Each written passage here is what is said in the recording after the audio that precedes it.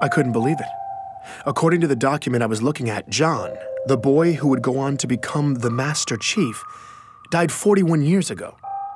My protagonist, the greatest hero of our time, was dead at 6. It was a major discrepancy, and I needed to find a way to fix it. I'm Benjamin Giroux, and this is Hunt the Truth.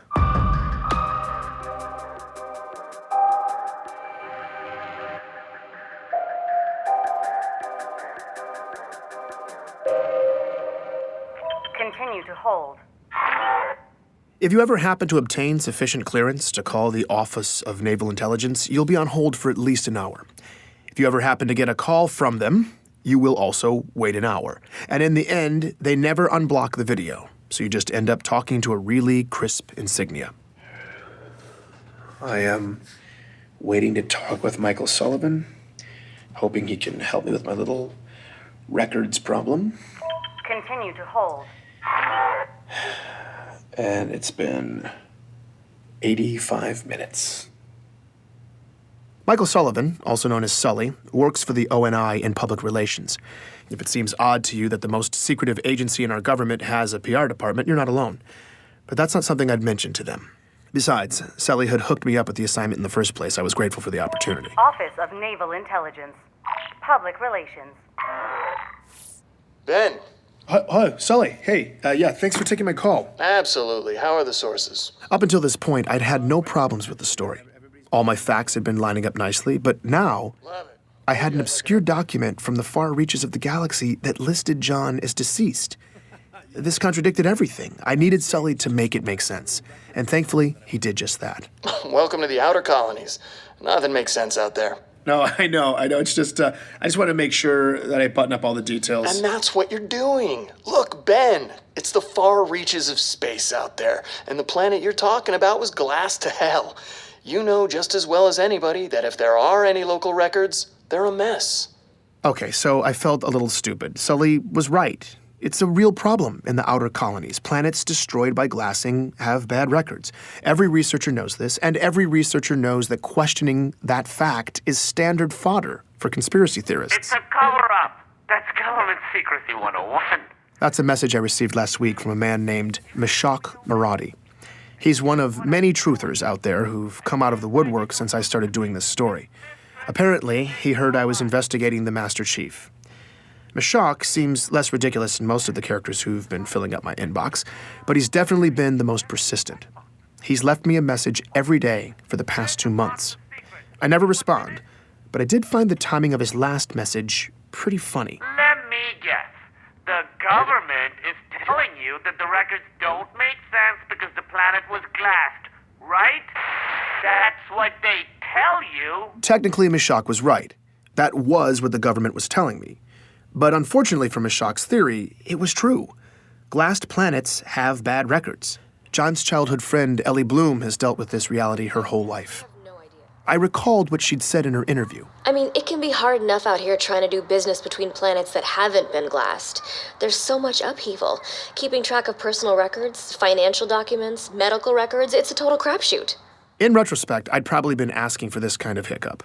Getting cute with the research, opening up a rat's nest of old paper records, and for what? All I dug up from slogging on my own was a few hazy kindergarten stories from Ellie and a nonsensical death record. But things were looking up. Sully had arranged a face-to-face interview with ONI Vice Admiral Gabriela Dvorak. That not only got me off-world, but it was on board the newest Autumn-class heavy cruiser, the UNSC Under the Breach. Got a private shuttle up, full luxury. They had me riding in style. When I came aboard, Dvorak even greeted me personally. Now, civilians aren't normally allowed on board an active-duty ship, let alone given this sort of attention. Please, call me Gabriella. Okay. This was not the kind of hospitality I was used to. What brings you way out here? Work. She told me she was on a detachment and in the neighborhood. I guess I lucked out. The white glove treatment continued, too. Captain's mess, officers' quarters, the whole thing. By the time we finally got to her office for the interview, Dvorak could have said anything, and I'd have been thrilled. But she's the real deal, and she jumped right into it. It was that finally moment. After all the fighting was done, I was helping lead all the prisoners out of the containers. As a lieutenant in the UNSC, Gabriella not only took part in the ground operations that freed John and countless others from the rebel labor camps in Elysium City, but she remembered the 13-year-old as well. She described the liberation. When you saw them, what had been done to them, you realized who you'd been fighting to save. The aftermath of it, it was ugly. Everyone was streaming out into the daylight, squinting, limping, just gray and fragile and sickly. Their backs were hunched, all their eyes just staring at the ground. I mean, they looked dead. That's when she saw John. He was sticking out like a sore thumb. In the middle of all this just beaten humanity, there's this tall, young kid walking toward me, towering over the others, his shoulders back, his eyes forward, and when he passed me, he looked right at me. Looked in my eyes. I mean, that doesn't sound like much, but that eye contact coming from someone in that moment who'd been in that circumstance was shocking. He looked malnourished and dehydrated like everybody else, but he was so young. And whatever had broken all these people, it hadn't broken him. In the aftermath, Dvorak remained stationed in Elysium City, working in the refugee camps. From the first day, John stepped up to help Gabriella with her duties. She came to know him well over the next several months. There was a point when he told me about his parents, that they'd been abducted along with him. He didn't say much, but they didn't make it. Her understanding was that it had gotten ugly in there. They died a couple days apart, a few weeks before the liberation, and John was there when it happened. On the rare occasion when John opened up about this, Dvorak says it was memorable. He would get this look on his face when he talked about it. It's hard to describe. I'd see it on him other times, too. He seemed to feel the weight of all that had happened, but still, he was calm. Not angry, not desperate, just resolute. He was a remarkable young man. Like so many people at the time in Elysium City and throughout this region of the galaxy, John had lost his home, his family, everything. People packed up whatever they had left, got out of town, and most never looked back. But Dion Govender, John's boxing coach, said many of them found a way to get some measure of closure. Yeah, definitely. We all got separated and spread out across the planet and the colonies, but some of us were able to cobble together a list of names. And kind of a memorial that grew longer as we got more information. Yeah, I remember seeing John's parents' names on the list early on, but not John. After he missed that last practice, never saw him again, but I remember thinking, that's okay. You know, as long as I never see his name on this list, that's okay. And I never did. His will to survive left an impression on then-Lieutenant Gabriella Dvorak as well. I think John just didn't want to be a victim anymore. I remember him telling me he was going to enlist. He said he was going to make a difference.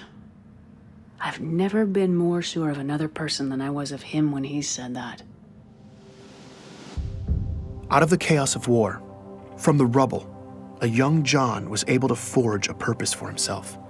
A purpose that would drive him to become the hero the galaxy would one day need him to be. This is the kind of turn in a story that gives me patriotic goosebumps. I was feeling genuinely moved on my trip back home. When I got there, though, Ellie Bloom was going to ruin all that for me. Hey, I just wanted to follow up with you about your story. I'm really confused. Okay, what's... Remember how I said I was going to tell my friend Katrina about it? Katrina was that other girl in John's neighborhood, the third wheel in Ellie's childhood stories of playing with John.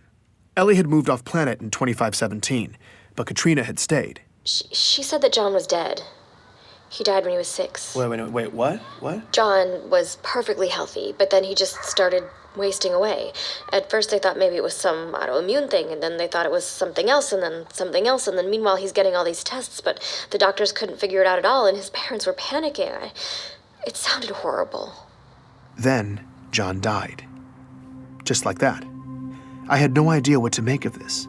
Ellie seemed convinced, though, so I got her to put me in touch with her friend Katrina. Katrina wouldn't let me record the interview, but this woman was adamant.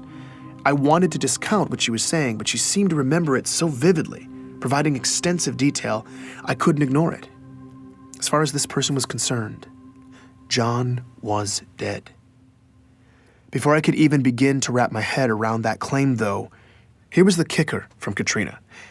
John's parents were alive and well in Elysium City all the way up until Katrina left the planet in 2528, 4 years after their supposed death. She was wrong. She had to be thinking of someone else, or she was lying. Why would she lie, though? I had to admit she seemed pretty convincing, but it didn't make sense otherwise. I still thought I could fix the story, though. Make the pieces fit, make it make sense. But what I didn't realize was that this crack was only the beginning, and the whole ugly mess was about to split open. Please join me for the next episode of Hunt the Truth.